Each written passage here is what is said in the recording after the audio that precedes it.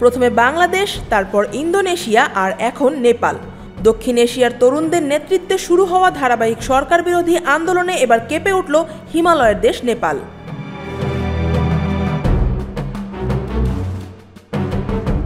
নেপাল সরকার সম্প্রতি Facebook, x এবং YouTube সহ কয়েক ডজন সামাজিক যোগাযোগ মাধ্যম নিষিদ্ধ করে। আর এই সিদ্ধান্তের বিরুদ্ধেই তরুণদের নেতৃত্বে রাস্তায় নেমে আসে হাজারো মানুষ। যদিও কর্তৃপক্ষ পরে নিষেধাজ্ঞা প্রত্যাহার করে, কিন্তু ততক্ষণে বেশ ক্ষতি হয়ে গেছে। প্রচণ্ড সংঘর্ষে অন্তত ১৯ জন নিহত হয়েছেন, আহত হয়েছেন শত শত মানুষ।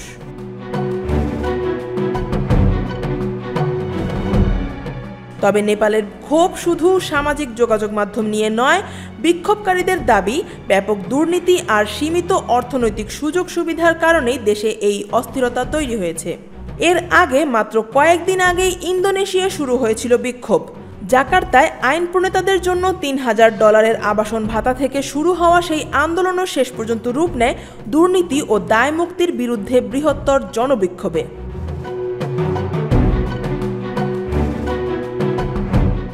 এছাড়া গত বছর বাংলাদেশের তরুণদের নেতৃত্বেই দেশজুড়ে আন্দোলনের ঝড় ওঠে, যার পরিণতিতে দীর্ঘদিনের ক্ষমতাধর নেতা শেখ হাসিনা সরে দাঁড়াতে বাধ্য হন। প্রশ্ন একটাই, কোন আঞ্চলিক আন্দোলন চলছে এশিয়ায়?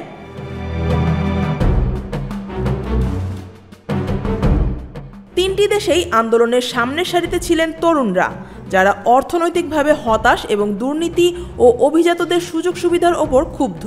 নেপালে এই বিক্ষোভ পরিচিতি পেয়েছে জেনজি প্রতিবাদ নামে, কারণ আন্দোলনের মূল লক্ষ্য হল তথাকথিত নেপো কিডস সমাজ, যারা বিশেষ সুবিধা ও সম্পদের পাহাড় গড়ে তুলেছে।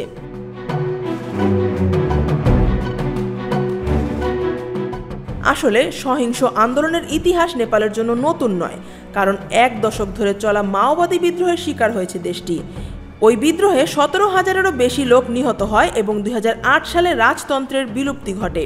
প্রধানমন্ত্রীর পদত্যাগ বিক্ষোভকারীদের শান্ত করতে যথেষ্ট হবে কিনা তা এখনও স্পষ্ট নয়। তবে একটি বিষয় নিশ্চিত, এশিয়ার বিভিন্ন প্রান্তের তরুণরা আজ ক্ষুব্ধ, আর তারা পরিবর্তনের দাবিতে আগের যে কোনো সময়ের চেয়ে বেশি সোচ্চার। News desk, Dhaka watch.